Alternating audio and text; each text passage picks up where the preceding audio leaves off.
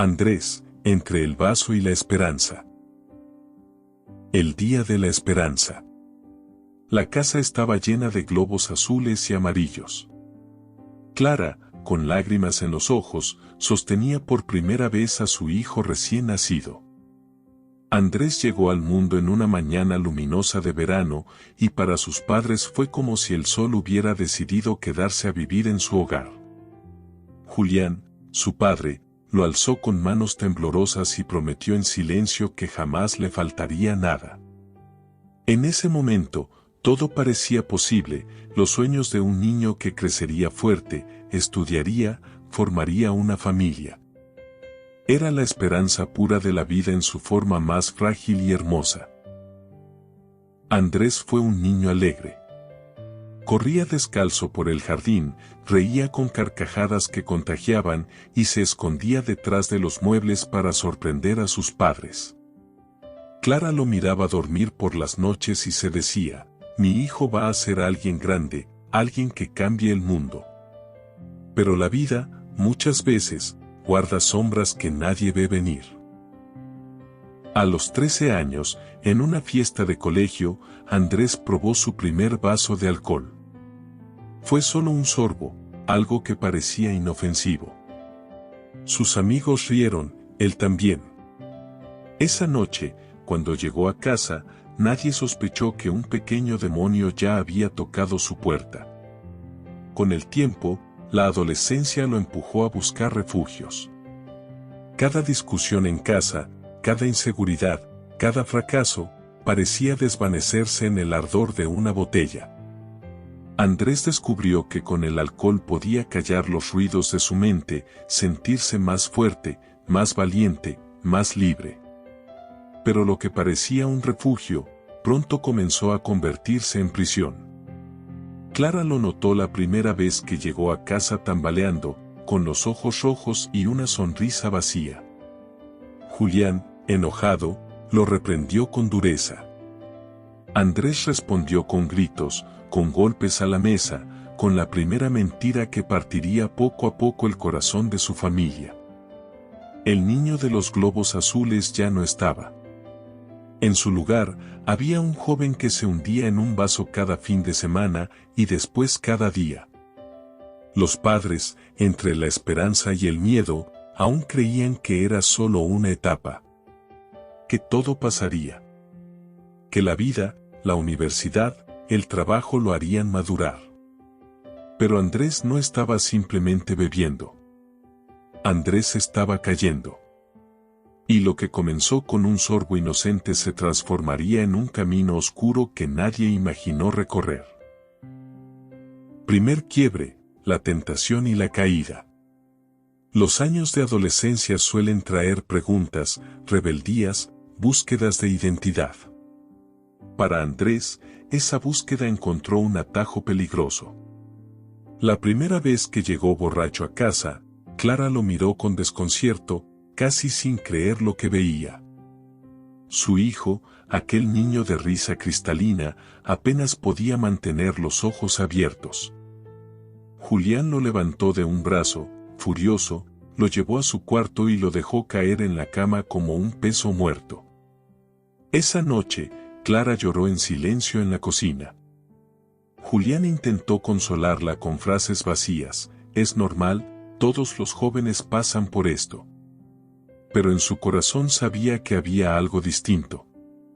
La mirada de Andrés ya no era la misma.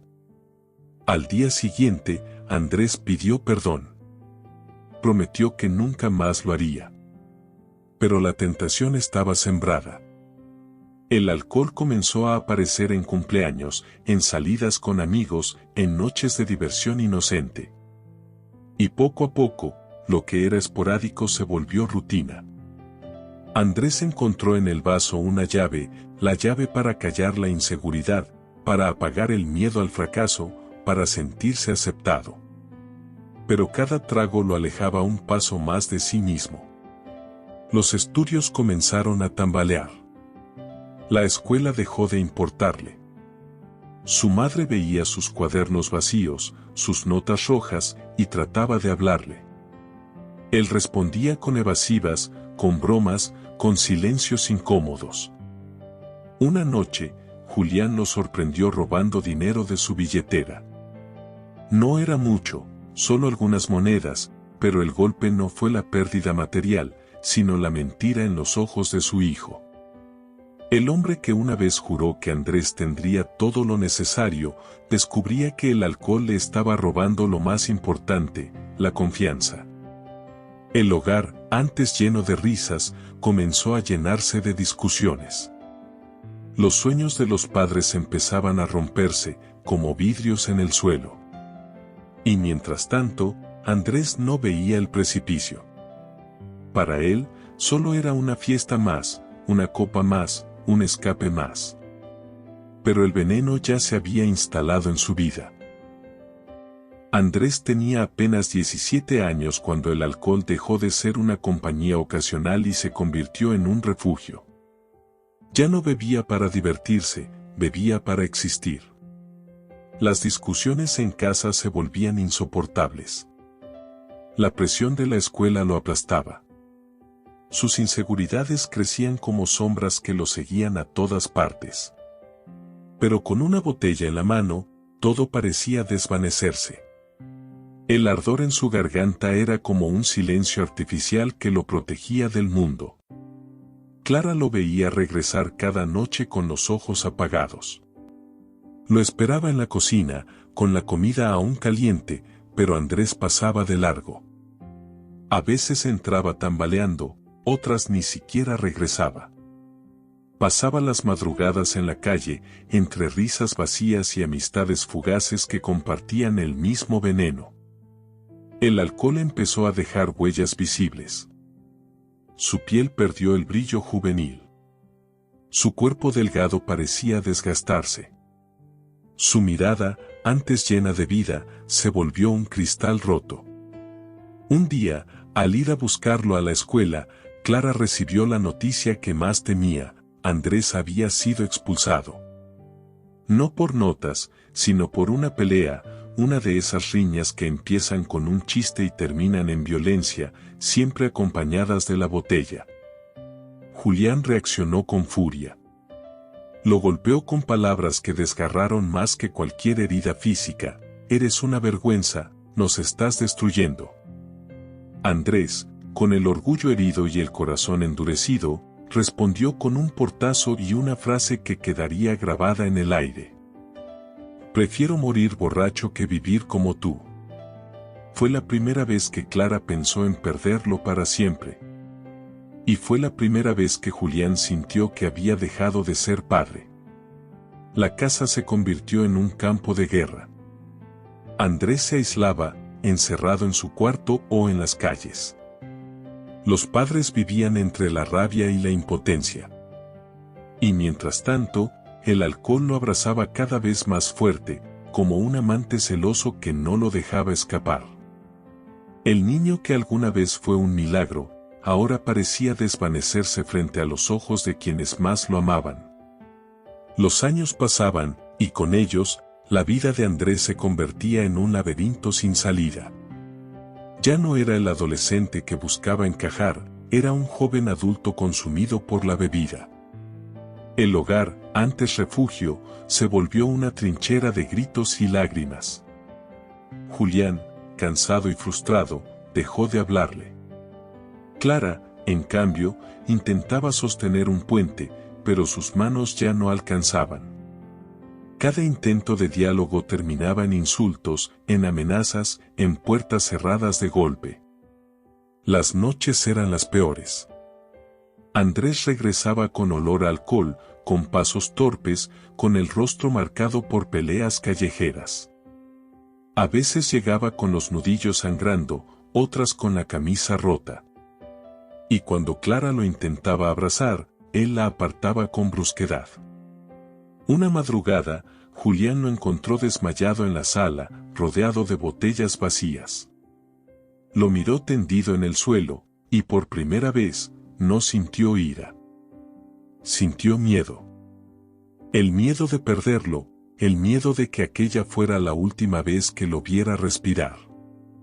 El dinero comenzó a desaparecer. Andrés ya no pedía, robaba. Vendió su bicicleta, luego su celular, después incluso algunos objetos de la casa. Cualquier cosa para pagar la siguiente botella. Los vecinos murmuraban. Algunos lo evitaban en la calle. La familia pasó de ser respetada a convertirse en un ejemplo de desgracia. Clara dejó de salir, avergonzada de las miradas. Julián caminaba con la cabeza gacha, sintiéndose derrotado como padre. Y sin embargo, Andrés seguía cayendo. Cada sorbo lo hundía más. El alcohol ya no era placer, era necesidad. Si no bebía, temblaba. Si no bebía, se agitaba. Si no bebía, su cuerpo gritaba de dolor. Una tarde, después de una fuerte discusión, Andrés golpeó la mesa con tal fuerza que los vasos se quebraron. Gritó a sus padres que lo dejaran en paz, que no lo entendían, que él no había pedido nacer. Clara, con el rostro bañado en lágrimas, respondió con un susurro. «Hijo, te estamos perdiendo». Esa noche, Andrés salió de casa y no volvió hasta días después. Estaba herido, con la ropa sucia, oliendo a abandono. Nadie supo dónde estuvo ni qué pasó. Pero sus ojos revelaban una verdad, el abismo ya lo había abrazado. El día que cambió todo no llegó con un milagro, sino con un golpe brutal de realidad. Andrés despertó en un hospital, con la luz blanca cegándole los ojos y un dolor insoportable en el pecho. No recordaba cómo había llegado allí. Lo último que veía en su mente eran las calles, un bar y después, nada. Clara estaba junto a él, con los ojos hinchados de tanto llorar. Julián, rígido en la silla, apenas podía mirarlo. El médico fue directo.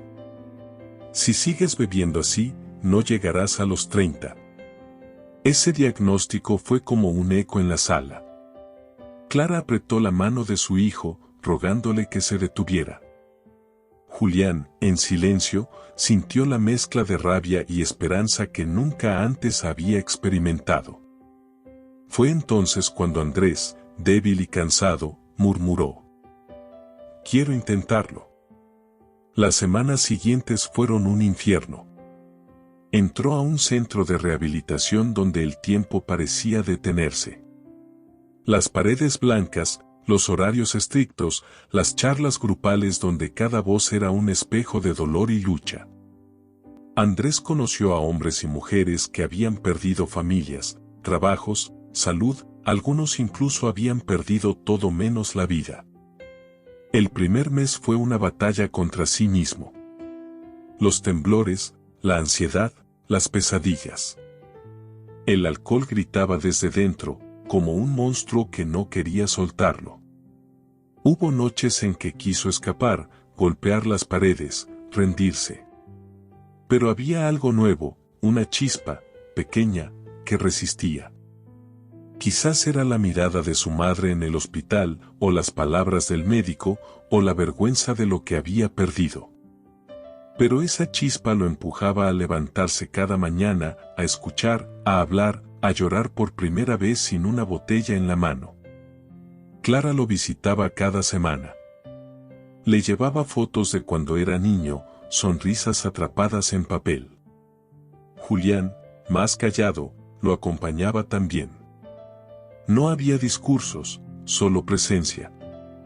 Y esa presencia, silenciosa pero firme, empezó a reconstruir puentes que parecían rotos para siempre. Sin embargo, el suspenso era inevitable. ¿Sería capaz Andrés de sostenerse en un mundo que lo había derrotado tantas veces? Porque en la rehabilitación uno aprende a vivir un día a la vez. Y cada día podía ser una victoria o una recaída. 6 meses después, Andrés salió del centro de rehabilitación. No era el mismo joven que entró, sus ojos tenían un brillo distinto, aunque todavía frágil, como una vela que titila en medio de la oscuridad. Clara lo esperaba en la puerta, con un abrazo que parecía querer detener al tiempo. Julián, más contenido, le dio una palmada en el hombro, un gesto sencillo pero cargado de una ternura que Andrés no recordaba desde la infancia. Los primeros días fueron esperanzadores. Andrés asistía a reuniones, evitaba a los viejos amigos, buscaba pequeños trabajos para recuperar su independencia. Volvía temprano a casa, cenaba con sus padres, contaba anécdotas de lo que había aprendido. Era un respiro, un aire fresco después de tantos años de tormenta. Pero la sombra nunca desaparece del todo. Una noche, Clara se despertó y no encontró a su hijo en la casa. El corazón se le detuvo. Corrió hacia la calle, buscó entre las sombras, lo llamó una y otra vez. Finalmente lo vio venir, con pasos inseguros, aunque esta vez no olía a alcohol. Andrés la miró y dijo con voz quebrada: «Mamá, casi caigo». Casi. Ese casi fue como un filo invisible que se quedó grabado en el aire. Recordó lo que le había dicho el médico: el alcoholismo no se cura.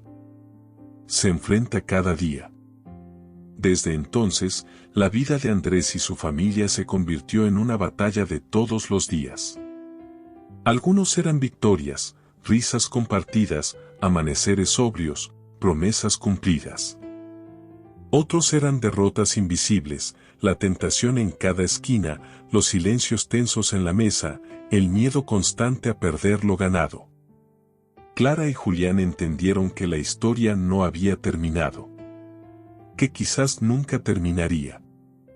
Porque el alcoholismo no es un capítulo cerrado, sino un libro que se escribe cada día, con páginas de dolor, de esperanza y de suspenso. Andrés, sentado en su cuarto, miró una foto de cuando era niño. En la imagen, sus padres lo sostenían entre los brazos, con sonrisas llenas de futuro.